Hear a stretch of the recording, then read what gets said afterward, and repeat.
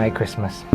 Oh, you shouldn't have. How did you know? Well, it's Gaviscon, 600 mil. Child safety cap I'm not very good at. Well, I'm just thinking... Cheers. I'm just thinking more for when you finish your Christmas dinner. You'll thank me. Oh, I love aniseed in the morning. That's delicious. It's some aniseed news. It's so bad. Why did you drink it? It was meant to be for after your Christmas din-dins. Oh, sorry. Oh, it stinks. Oh, it smells... Headlines. We have reports of a gimmick change for a WWE tag team. Potential WrestleMania plans for John Cena. And a former WWE champion is close to returning. Find out who in a little while. What do you think the Revival want for Christmas? Phone call from Tony Khan.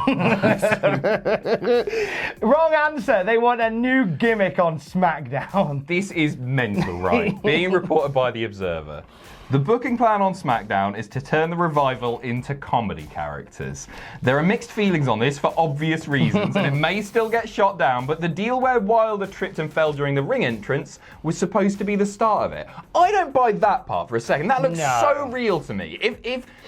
If that was fake, then Dash Wilder and everyone around him, the best actors in the world, because I'm sure. They look like they corpsed as that happened. Yeah, right? That felt like and Dawson didn't quite know what had happened, but he tried to stay in character. I don't know. I don't buy that, but I can actually believe that they might do this, because if their WWE contracts are expiring, which they are to do in is it April, May sort of time, it's early next year, then WWE might want to make them look like Wallies to decrease their stock before they go somewhere else. I love the...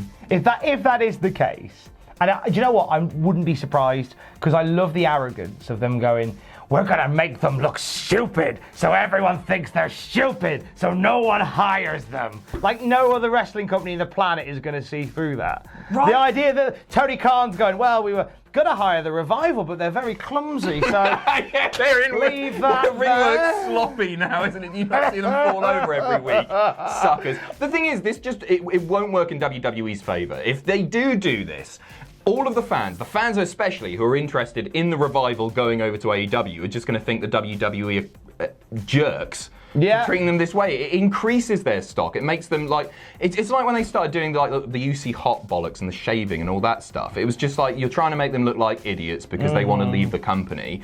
It just makes people more interested in the Revival because of this. Yeah, it actually increases their stock because you don't... for the opposite reason to what other people think. I hope they do it. This feels like a Vince McMahon production. Yeah. It very much does. It very much does. It feels like something that Vince will go, people will love this. I want to see what they do with them. I hope they're falling over, slipping on jelly. Give them new names as well. Dilly and Dunty. Curly and Mo. Yeah. That's actually, do you know what?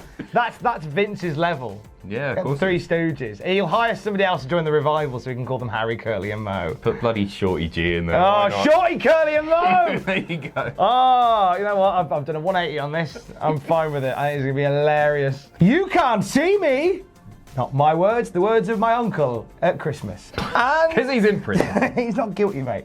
And the words of one Jonathan Cena, who has some plans for April, potentially. That's right, the ever-reliable WrestleVotes tweeting yesterday. Heard recently that John Cena wants to do something substantial at WrestleMania. More than just an appearance like last year. Cena resides within the Tampa area. Seems like Mania is important to him. So important to me, it'll only come if it's on the doorstep. Right, walking distance only. I want to be walking distance of WrestleMania. So I can get involved this year. I'm fine with Cena having a match at WrestleMania. Me too. I want to see a proper build. I want to see a feud with Cena. I really, really miss him on weekly TV because I think the guy's great. But I want to see something built to it. Not just like a few teasers here and there, and then will there be a match, won't there, with Undertaker or something. I want to see him get in a rivalry and they have a real story behind it. Somebody that they can build going forward. Nice, yeah. Somebody they can. Initially, my brain turned to Andrade. Okay, interesting. That's a big rub for Andrade, especially if he beats him. Buddy Murphy. Oh, big rub there. Big rub for Bud. And I know Paul Heyman's a big fan of both. Yes. And I'm sure Heyman would go to that. And then Aleister Black, I don't think would. I don't know. Black Cena. I can't picture an Aleister Black John Cena match. Buddy Murphy. I like the idea of Buddy Murphy going, "Oh, John, you're the big match, John. Let's have a big match." Like the idea, the same thing that John Cena was doing to The Undertaker every week, coming out going, come on, Undertaker, come on. Buddy Murphy going, come on, John. Big match, John. Let's have a match, big match, John. Let's have a match, big match. Let's have a big match, John. Big match, Buddy. Personally, I think the three biggest potentials here are rematch with The Undertaker, do it proper taker. They could do Roman in a passing of the torch thing. I know they've already done it, but that sort of like big stage thing, do it with Roman. Or maybe Rollins, heel Rollins, babyface Cena. Okay. Nice. That'd be quite nice. He's got a lot of options then. Yeah, for sure. Stuff. I'm fine with that. I'm fine with Cena coming back and putting somebody over. Yeah, agreed. I think he will do. I think he will. Do you realise that this year just gone, I think I read it was the first time in 10 years. Over. I think it was 12, 14 maybe. Well, we haven't had a John Cena pay-per-view match in a calendar year. It's nuts, isn't it? And I read like a rundown of how many there had been, and it was just like, he was doing every pay-per-view from like back in the early noughties. It was like 12, 12, 14, 12, 14, 12. And then you just see it slowly slip, and it was like 6. 0. Oh, I miss it. I genuinely miss Cena. Really love the guy. It's weird because I've lived through wrestling through the time when it was like, get Cena off television immediately, and now it's like, come back, mate, all is forgiven. Ric Flair back in the news this morning. Star profile. Sorry. Blood. What did you do? An arm lock. Blood. Ric Flair could be on the move, Adam Pacitti. Yes, his WWE deal, his current contract, which is like a Legends contract, there's no set number of appearances. He's paid on an appearance basis, but that Legends contract expires in the coming weeks. And there's a lot of speculation that he's going to be AEW bound. Interesting. He is one of those people that AEW were interested by from my sources.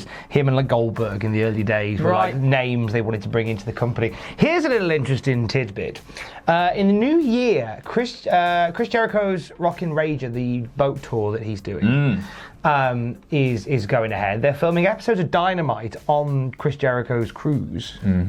Ric Flair is scheduled to be on that cruise last time I checked. Is he? Oh, that's interesting. As the guest. And it's after his contract expires, I do believe. Personally, he's not somebody that I get especially excited about. When he's announced to like pop up on Raw or SmackDown or whatever, it doesn't get me especially hype. But TV ratings, he does increase. Like the Hogan Flair segment a few months ago in the build-up to the Saudi show did really good numbers for WWE. So for casual fans who grew up maybe watching that, he might be quite a valuable acquisition for AEW. He was at Tony Khan's bloody wedding. He was a guest at Tony's wedding. Wasn't Tony a guest at his wedding? Which one? Hey! See what you did there, but no, they are very much on talking terms. Yes, is Khan and Flair. Would not shock me if something came So Meltzer reporting that WWE are likely to throw lots of money at Flair to keep him in the WWE. Oh, without a doubt, they'll give him a blank check. And you know what, Ric Flair is in the sort of position. The fact that he's advertising like the Hella Mega Tour and anything else he can get his hands on, he probably wouldn't turn down a blank check. Festively Fine Alamo, a former WWE champion, is getting ready to get back on telly, Adam Pacitti. And I miss him more than John Cena. Jinder Mahal, former WWE champion, has posted a video. It's an old video of him working out.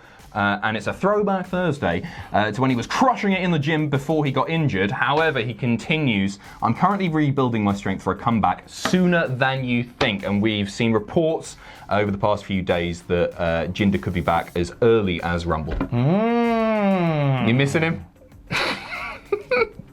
Yes! Somebody's got to. Yes! I feel for Jinder because he was put in a pretty, obviously a huge spot. He was all of this attention on him, and I think he's an alright heel as well. Yeah. I don't think he's bad. He should have never been WWE champion, that's for sure. He did everything he could in the position that he got, and the company did everything they could to make him look like a star. Yep. He's impossible to defeat in 2K19.